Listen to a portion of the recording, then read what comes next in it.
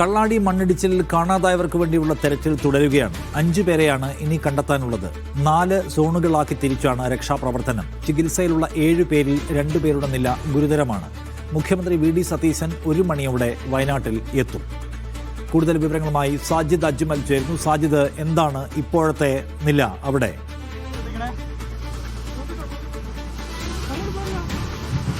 നിഷാദ്, കാലാവസ്ഥ നിലവിൽ അനുകൂലമാണ്. മഴ പെയ്യുന്നില്ല.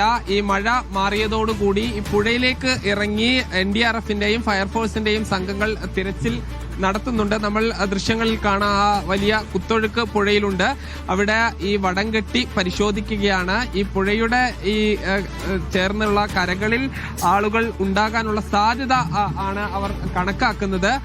കാരണം ഏറ്റവും ഈ പ്രധാനപ്പെട്ടത് ഈ ഒഴുകിയ ആളുകൾ 5 ആളുകളെയാണ് കണ്ടെത്താനുള്ളത്. ഈ ആളുകൾ എവിടെയാണ് എന്നുള്ളത് ഈ മണ്ണിനടിയിലാണോ അതോ പുഴയിലൂടെ ഒഴുകിപ്പോയതാണോ എന്നതിൽ ഇനിയും വ്യക്തത വരണം.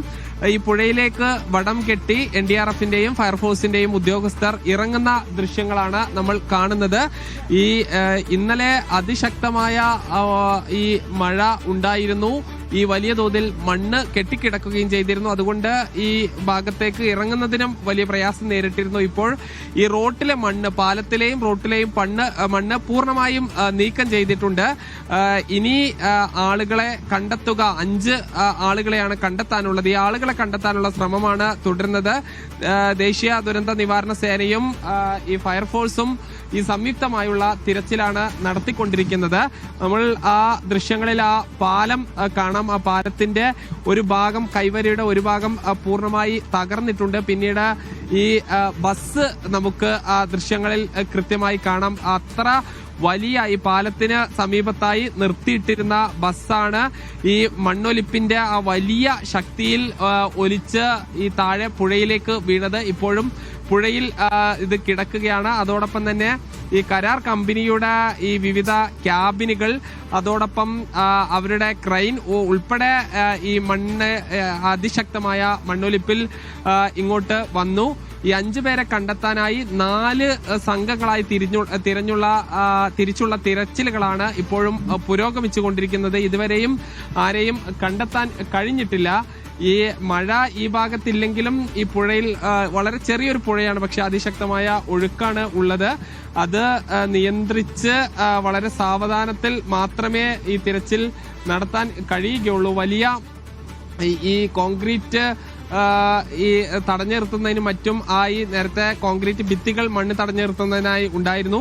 അതോടൊപ്പം തന്നെ ചില നിർമ്മാണ സാമഗ്രികളും ഒലിച്ചു വന്ന് പുഴയിൽ കിടക്കുന്നതായി നമ്മൾ കാണുന്നുണ്ട്. ഇനിയും ആളുകളെ കണ്ടെത്തുക, അത് ഈ ചികിത്സയിലുള്ള 7 പേർ, അതിൽ ചില ആളുകൾ ഇന്ന് ആശുപത്രി വിടുന്നുണ്ട്. 5 പേർ ആരെല്ലാമാണെന്ന് കൃത്യമായി തിരിച്ചറിയുകയും ഇവർക്ക് വേണ്ടിയുള്ള തിരച്ചിലാണ് പുരോഗമിച്ചുകൊണ്ടിരിക്കുന്നത്.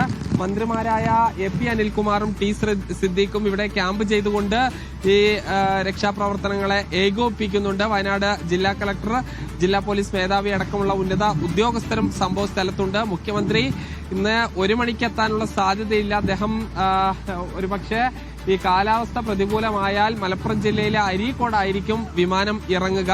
കാലാവസ്ഥ അനുകൂലമായാൽ കൽപ്പറ്റയിൽ ഇറങ്ങി വളരെ പെട്ടെന്ന് ഇങ്ങോട്ട് എത്താൻ കഴിയുകയും ചെയ്യും. മുഖ്യമന്ത്രി എന്തായാലും ഒരു 2 മണിയോടുകൂടി എത്തിച്ചേരും എന്നുള്ള ഒരു പ്രതീക്ഷയിലാണ് ഉള്ളത്.